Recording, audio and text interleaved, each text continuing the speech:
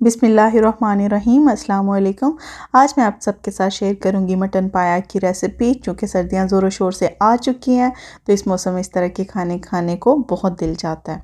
बहुत आसान सी तरकीब है। इसके लिए मैंने बकरे के 8 पाए लिए हैं जो पहले से साफ़ थे।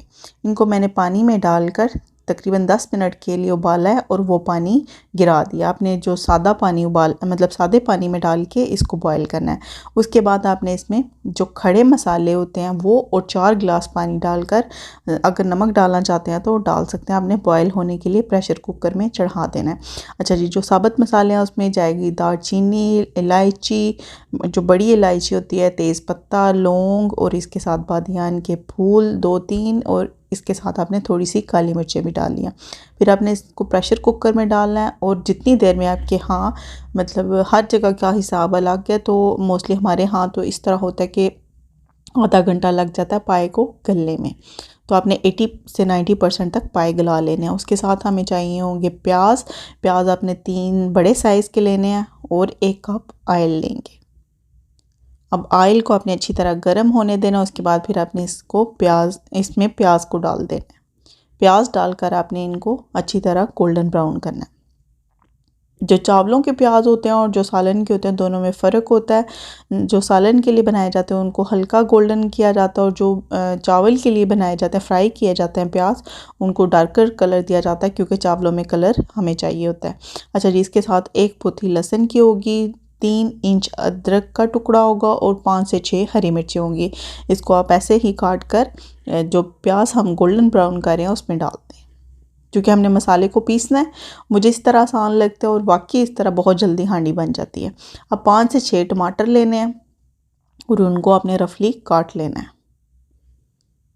और टमाटर भी आपने इसी मसाले में डाल देने हैं। अब इस सारे मसाले को आपने तकरीबन 5 मिनट के लिए पकाना है। टमाटर जब सॉफ्ट हो जाएंगे उस वक्त फिर आपने चूल्हा बंद कर देना है। अभी फ़िलहाल हम टमाटर इसी तरह पकाएंगे। इस टाइम अगर आप थोड़ा सा पानी डालना चाहते हैं तो डाल सकते हैं। मैं मोस्टली इस तरह होता है कि आंच थोड़ी सी हल्की कर देती हूँ और टमाटर डाल के ऊपर थाली दे देती हूँ, तो उससे ये होता है कि टमाटर सॉफ्ट हो जाते हैं और पानी की भी ज़रूरत नहीं पड़ती। जब ये मसाला ठंडा हो जाए तो ब्लेंडर में डालकर अच्छी तरह आपने इसको ब्लेंड कर लेना है।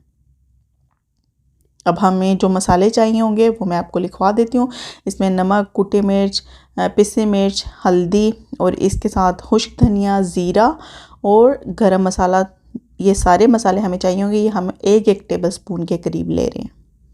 अब इन मसालों को आपने जिस हांडी में हमने मसाला बनाया था उसमें थोड़ा सा ऑयल डालना है और थोड़ा सा डालना है क्योंकि मसाले में पहले से ऑयल मौजूद है, तो इसलिए हम इतना ज़्यादा नहीं डालेंगे, 3-4 टेबल स्पून। फिर आपने ये मसाला डालना है और मसाला डालने के बाद जो स्पाइसेस हैं वो उनको हल्का सा आपने फ्राई करना है। बहुत ज़्यादा नहीं करना, आँच बिल्कुल स्लो रखनी है वरना ये मसाले जल जाएंगे।